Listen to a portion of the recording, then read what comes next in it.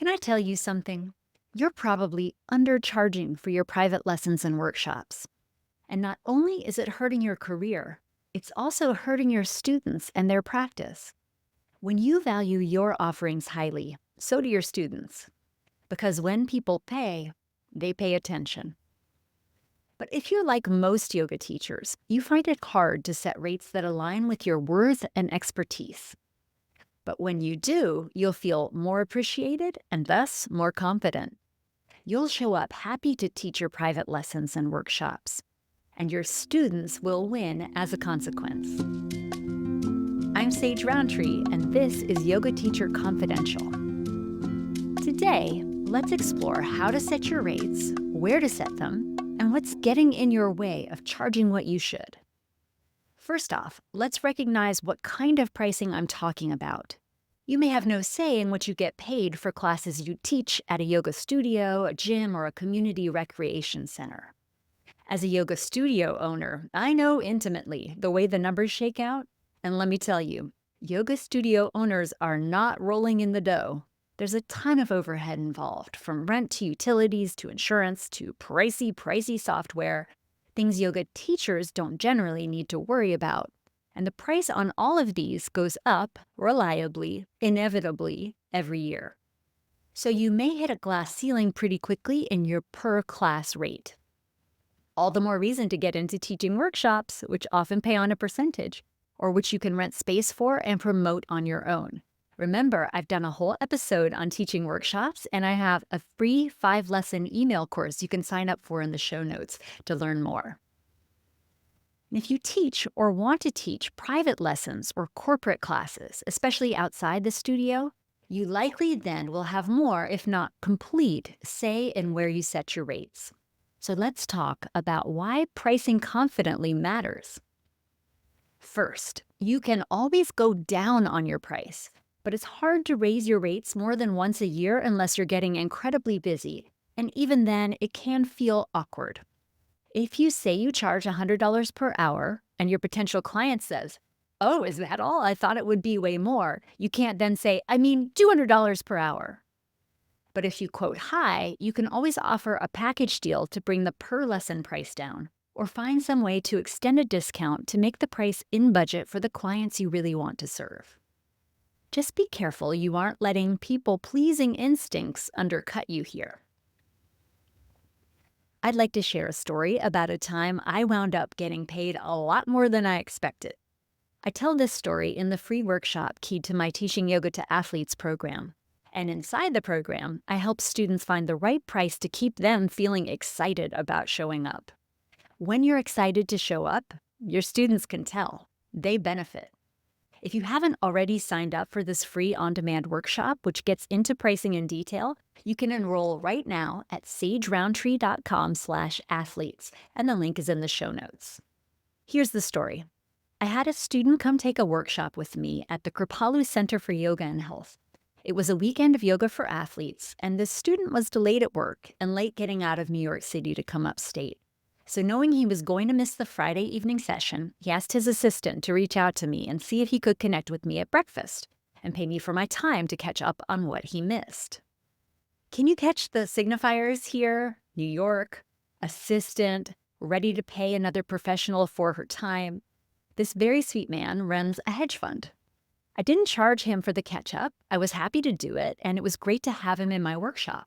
He clearly liked the best of everything.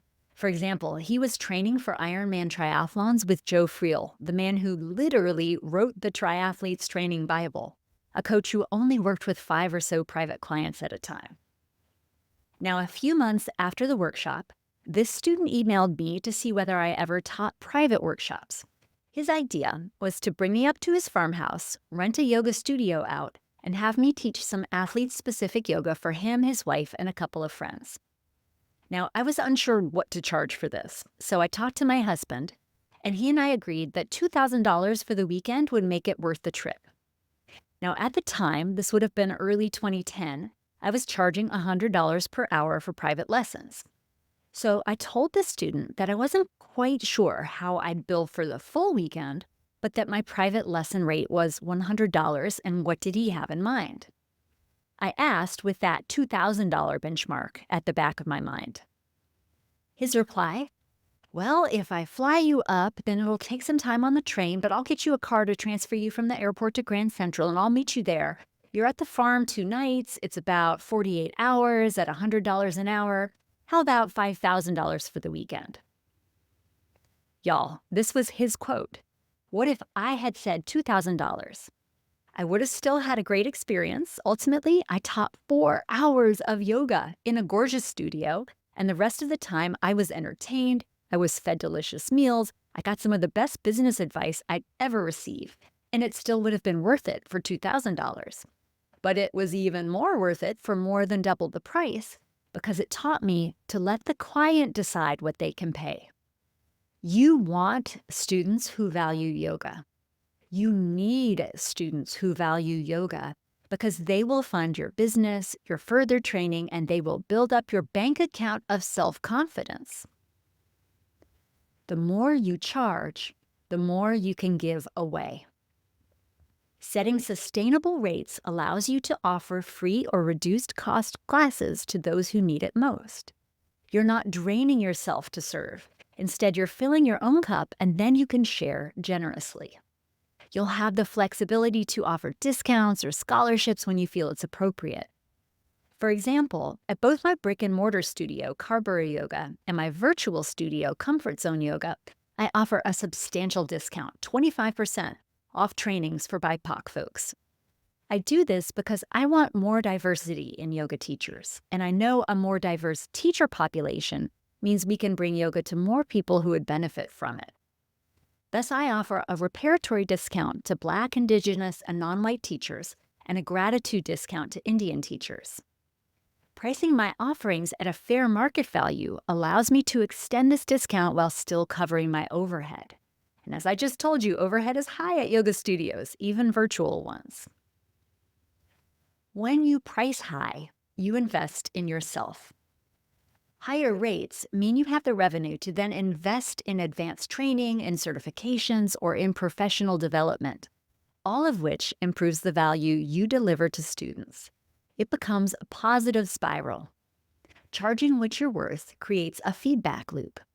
The more you charge, the more you can give, the more you can grow, and the more you can refine your craft.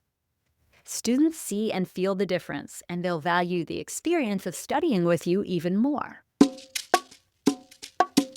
Now, why is pricing such a challenge? Let's address a few of the mental blocks that may be holding you back. The big one, I think, is fear of rejection. What if they say no? Well, they might. Reframe this. If they say no, they're simply not the right fit, and that's okay. You'll attract students who value your work. Not everyone is the best fit for you. That's why I like to say I'm here to help you become almost everyone's favorite yoga teacher. Because as you step into your authenticity and find your confidence, there will be folks who don't align with you, and that's okay. You don't align with everyone either, do you? And just because a student's budget doesn't align with your price, that doesn't mean you can't help them. That's where your content comes into play. Maybe you have a follow-along video on YouTube or a guided meditation recording that you share freely. The more you charge clients who can pay, the more time and energy you'll have to create resources to help those with more modest budgets. Now, maybe you feel guilt about charging more, but consider this. The energy exchange of money shows respect for your time and expertise. Your work holds tremendous value, and it's worth compensating fairly. Other businesses regularly increase their rates. Your landlord or your internet service provider or your accounting software company, they don't feel guilty for increasing their rates. Nor should you. Finally, you may get hung up comparing yourself to others. It's tempting to set your rates based on what others charge, but their rates don't reflect your unique expertise, your unique experience, or what you bring to your classes. Comparison is, as usual, the thief of joy. So now what? Let's get practical. Here's how to confidently set or adjust your rates in 5 steps. Step 1, Do the math. Calculate your expenses, including your studio rent, props, insurance, training, and prep time. Ensure your rates cover these costs, and then on top of that, that they compensate you fairly for your time. Step 2, assess your market. While you shouldn't compare too much, it's worth understanding what others in your area charge.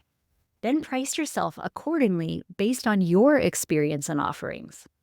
Your colleagues will not appreciate it if you undercut them, so don't try to compete based on price. That then becomes a race to the bottom. Know your worth and know your value. If you're not sure what your colleagues charge, ask them. And let that be a sign to you that if you're going to offer private lessons, your website should make it super clear that you do, what you charge, and how clients can book them. If you need another reference point, check your market's pricing for massage and for private Pilates lessons. These will give you a touch point, and I suggest you align with them. Step 3, based on your expenses and your markets, set a baseline.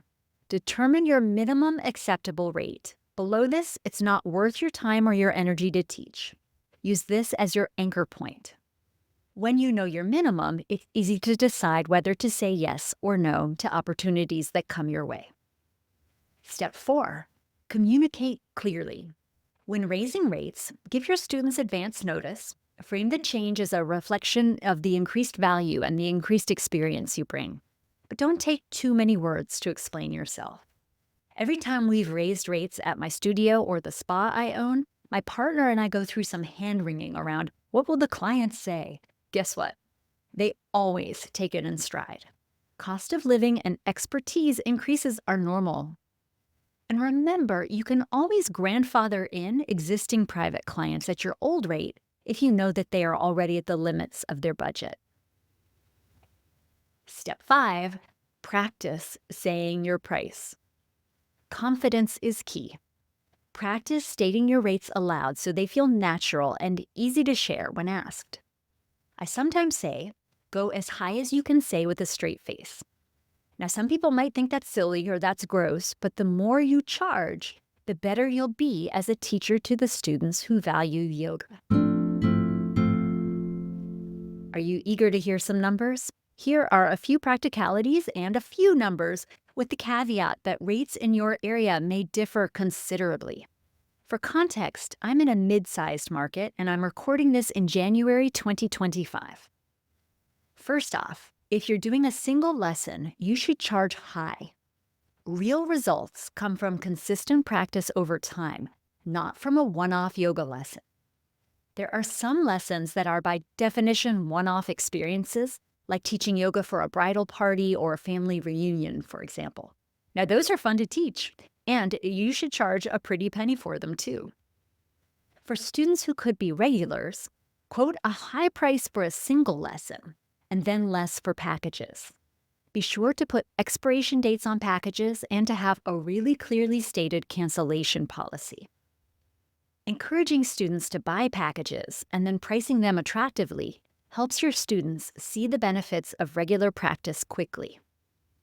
Now, here's what I personally might charge: $300 for a single lesson, $1,000 for 5 lessons to be used within 3 months and 24 hours cancellation notice required. Now, for reference, I have over 20 years experience and I have a studio where I can host private lessons easily. Maybe your numbers are more like $150 for a 1-hour single lesson or $500 for 5 lessons. I suggest you don't go below $100 per hour for a lesson. I might charge similar rates for a corporate class, but that could also go up or down depending on the length of the engagement, travel required, and whether I'd have to bring in props. For reference, when I work with teams, I now quote $500 for the first hour and $400 for every hour after that in the same visit. Some teams, like football, are very big and we have to divide them up for space, for sound, for logistical reasons. For workshops, $20 to $40 per hour of workshop time makes sense for students to pay. So a 2-hour workshop can be $40 to $80 depending on the subject matter. This is for the students. That's not what you take home. If you have 10 students, then you're getting $400 to $800 gross before you take off your costs. Now, the shorter the workshop, the higher this should be. For longer workshops where there's less effort required to keep the energy up, you might skew more toward the middle or the lower end of that $20 to $40 per hour per student scale.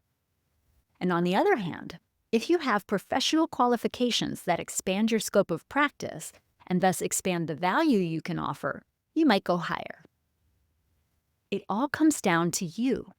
What will make you feel valued, will make you feel confident, and will make you feel excited to teach? Start there. Here's an affirmation to help you remember. My students value my work as much as I value myself. My students value my work as much as I value myself. For more insights on confident pricing and building a sustainable teaching career, visit my website at sageroundtree.com. Then sign up for my free training on how to double your income teaching yoga to athletes. Remember, that's at sageroundtree.com/athletes and in the show notes. Even if you never work with athletes, you'll hear some numbers in that workshop that should spark a fire under you. And after you watch the training, I'll send you my Know Your Worth guide. It's a Google sheet that will help you assess your overhead and land on a price for your private lessons that will make you feel appropriately valued. Once you work that out, please let me know how it lands. For now, please let me say how much I value you. I value your time, I value your attention, and I value your 5-star ratings and reviews for this show. Thank you for doing the work to be a really great yoga teacher. This is Yoga Teacher Confidential. I'm Sage Roundtree, and I'll see you next time.